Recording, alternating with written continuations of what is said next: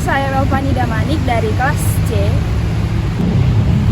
Saya Najwa Jana Siregar dari kelas C. Saya Najwa Aulia Putri Siregar dari kelas D. Assalamualaikum warahmatullahi wabarakatuh. Dan selamat siang. Perkenalkan, kami dari kelompok 2. Kami akan memaparkan tentang termokimia dalam bahan pangan. Happy watching! Dalam kehidupan sehari-hari, kita sering melihat peristiwa seperti es yang mencair di dalam sebuah gelas ataupun air yang mendidih ketika dipanaskan. Peristiwa ini melibatkan perpindahan energi panas yang merupakan inti dari termokimia. Termokimia merupakan bagian dari ilmu kimia yang mempelajari tentang kalor atau panas yang pada suatu zat yang menyertai reaksi atau proses kimia pada suatu sistem. Segala sesuatu yang menjadi fokus dalam proses perubahan energi disebut sistem. Sedangkan segala sesuatu di luar sistem dan tidak dapat berubah dan dapat mempengaruhi sistem adalah disebut dengan lingkungan. Kemudian terdapat reaksi eksotron. Reaksi eksotron ini merupakan reaksi kimia di mana di dalam proses ini terjadi perpindahan kalor atau panas dari sistem ke lingkungan. Contohnya bisa kita lihat saat kita kemah di pegunungan, daerah di situ sangat dingin, terus kita mengandalkan api unggun untuk menghangatkan, di mana api unggun itu merupakan sistem dan sekitarnya merupakan lingkungan yang suhunya berubah menjadi naik. Yang kedua adalah reaksi endoterm. Apa sih reaksi endoterm ini? Reaksi endoterm adalah sebuah kalor yang berasal dari lingkungan masuk ke dalam sistem. Singkatnya adalah reaksi yang menyerap kalor. Salah satu contoh reaksi endoterm dalam kehidupan sehari-hari yaitu reaksi fotosintesis. Dalam peristiwa ini, pepohonan menyerap kalor yang berasal dari matahari yang kemudian menaikkan entalpi reaksinya. Baik, di sini saya akan mencoba untuk menjelaskan hubungan dari termokimia dengan nilai gizi. Besaran termokimia yang mungkin paling sering Anda temukan adalah nilai kalori makanan.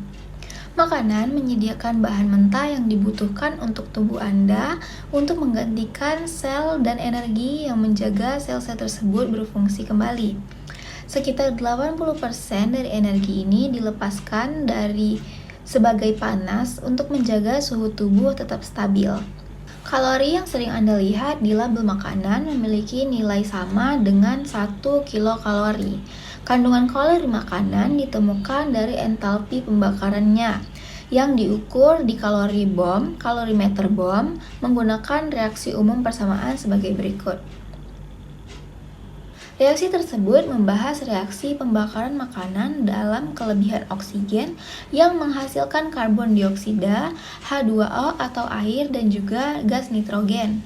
Proses ini menunjukkan bagaimana makanan bereaksi dengan oksigen untuk menghasilkan produk akhir berupa gas dan cairan, yang mencerminkan bagaimana energi dalam makanan diubah menjadi bentuk lain. Terdapat perbedaan antara nilai kalori yang dilaporkan untuk makanan dan perubahan entalpi saat makanan dibakar dalam kalorimeter. Energi yang dilepaskan saat pembakaran adalah negatif, menunjukkan bahwa energi hilang dari sistem atau makanan ke lingkungan. Sebaliknya, nilai kalori yang tercantum untuk makanan adalah positif, menunjukkan jumlah energi yang tersimpan dalam makanan dapat digunakan kembali oleh tubuh.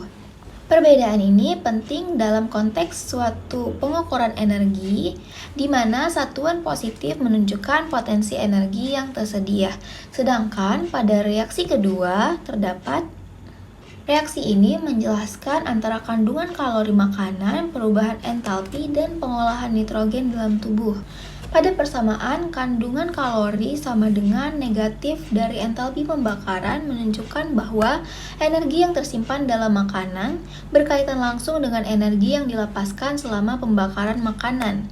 Entalpi yang negatif mencerminkan energi yang hilang ke lingkungan saat makanan dibakar. Kemudian, saat makanan dibakar, nitrogen diubah menjadi gas nitrogen.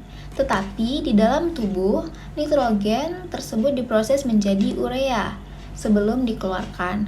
Ini menunjukkan perubahan proses antara pembakaran di luar tubuh dan metabolisme di dalam tubuh. Dengan penjelasan ini, kita memahami bahwa proses metabolisme tubuh lebih kompleks dibanding sekedar pembakaran makanan. dan ada energi yang hilang dalam bentuk urea yang tidak bisa digunakan. Satuan negatif mencerminkan energi yang dilepaskan dalam proses pembakaran. Ketiga, nilai entalpi yang ditunjukkan pada gambar tersebut menunjukkan bahwa semua proses makanan tersebut melepaskan energi. Hukum Hess ini menyatakan bahwa perubahan entalpi total untuk reaksi kimia adalah sama, tidak peduli seberapa banyak langkah yang terlibat. Berdasarkan pembandingan entalpinya, besar entalpi 1 harus lebih kecil daripada besar entalpi 3. Ini berarti bahwa energi yang terlibat dalam langkah pertama lebih sedikit dibandingkan dengan total energi yang terlepas saat makanan dibakar sepenuhnya. Kandungan kalori makanan berbeda-beda karena komposisi kimianya yang beragam. Ini mencakup berbagai jenis makronutrien seperti lemak, karbohidrat, dan protein yang masing-masing memberikan jumlah energi yang berbeda saat dibakar. Sebagai contoh, asam lemak menghasilkan sekitar 39 kJ per gram saat dibakar, sedangkan gula menghasilkan sekitar 15,6 kJ per gram. Ini menunjukkan bahwa asam lemak memiliki potensi energi yang lebih tinggi dibandingkan dengan gula. Asam lemak dan gula adalah komponen utama lemak dan karbohidrat yang merupakan dua sumber energi utama dalam diet. Nilai rata-rata yang ditetapkan oleh ahli gizi untuk lemak adalah sekitar 38 kJ per gram. Dan untuk karbohidrat sekitar 17 kJ per gram. Meskipun terdapat nilai rata-rata, nilai kalori yang sebenarnya untuk makanan tertentu dapat bervariasi. Variasi ini disebabkan oleh perbedaan dalam komposisi kimia seperti pada setiap jenis makanan. Protein yang merupakan sumber kalori ketiga dalam makanan juga memiliki kandungan kalori yang bervariasi. Protein terdiri dari asam amino dan struktur umum asam amino dapat mempengaruhi seberapa banyak energi yang dihasilkan, di mana kita dapat memahami bahwa komposisi kimia makanan memainkan peran penting dalam menentukan kandungan kalori dan potensi energi yang dapat diperoleh dari makanan tersebut. Komponen asam amino. Asam amino terdiri dari dua komponen utama, gugus amina dan gugus asam karboksilat. Namun, selain itu, asam amino juga dapat mengandung berbagai gugus fungsi lainnya yang diwakilkan dengan simbol R, yaitu terdapat hidrogen, gugus alkil, gugus aril, gugus alkil tersubstitusi yang mengandung amina, alkohol, dan asam karboksilat. Dari total 20 asam amino yang ada di alam, 10 diantaranya diperlukan dalam makanan manusia. Asam amino ini disebut asam amino esensial karena tubuh kita dapat memproduksinya sendiri sehingga harus diperoleh melalui diet. Karena variasi gugus R, setiap asam amino memiliki nilai delta entalpi pembakaran yang berbeda-beda. Ini mencerminkan jumlah energi yang lepas saat amino dibakar. Secara umum, protein diperkirakan memiliki nilai rata-rata pembakaran entalpi yaitu sebesar 17 kJ per gram. Ini menunjukkan potensi energi yang dapat diperoleh dari konsumsi protein dalam makanan. Contohnya, terdapat 1000 gram alanin atau asam amino. Kemudian, nilai entalpi perubahan untuk alanin adalah minus 1577 kJ per mol. Yang ditanya itu adalah jumlah energi yang tersedia yang diperoleh dari oksidasi biologisnya. Cara pertama yang harus kita lakukan adalah membuat persamaan yang seimbang untuk oksidasi alanin menjadi CO2, H2O, dan urea. Sehingga persamaan akan didapat seperti ini. Persamaan yang pertama itu adalah oksidasi alanin menjadi CO2, H2O, dan urea. Yang kedua adalah pembakaran urea. Dan yang ketiga adalah pembakaran alanin. Karena ketiga persamaan ini telah setara, sehingga urea yang ada pada persamaan 1 dan 2 dapat dicoret sehingga dapat menghasilkan persamaan ketiga. Kemudian langkah selanjutnya kita memerlukan hukum Hess untuk mengetahui perubahan entalpi dari alanin ke urea. Rumus hukum Hess yaitu perubahan entalpi pertama sama dengan perubahan entalpi ketiga dikurang perubahan entalpi kedua, di mana perubahan entalpi pertama ini adalah alanin ke urea, kemudian perubahan entalpi kedua adalah urea, perubahan entalpi ketiga adalah alanin.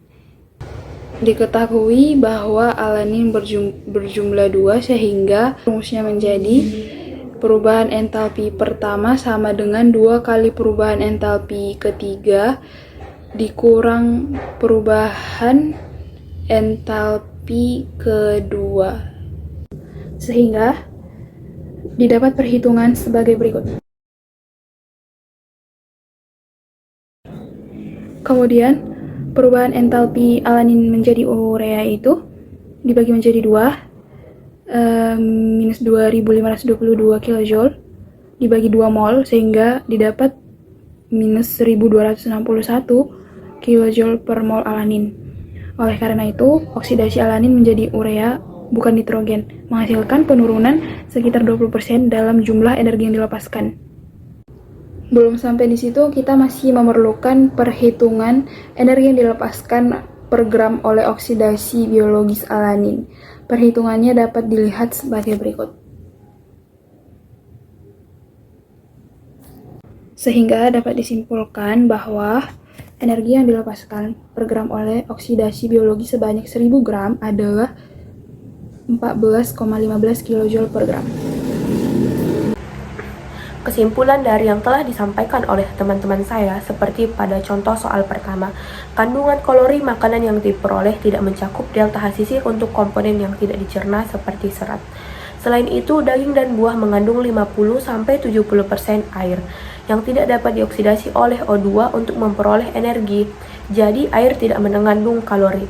Beberapa makanan mengandung serat yang tinggi karena mengandung banyak gula. Pada contoh kedua, mengabaikan berbagai faktor, seperti seberapa cepat orang memanjat. Meskipun laju tidak relevan dalam menghitung perubahan energi potensial, hal ini sangat relevan dengan jumlah energi yang sebenarnya dibutuhkan untuk menaiki tangga. Perhitungan tersebut juga mengabaikan fakta bahwa konversi energi kimia menjadi kerja mekanis oleh tubuh secara signifikan kurang dari 100% efisien. Kalori gizi setara dengan 1 kilokalori atau 4,184 kJ. Kandungan kalori makanan adalah delta H-sisir per gram. Pembakaran zat yang mengandung nitrogen menghasilkan N2, tetapi oksidasi biologis zat tersebut menghasilkan urea.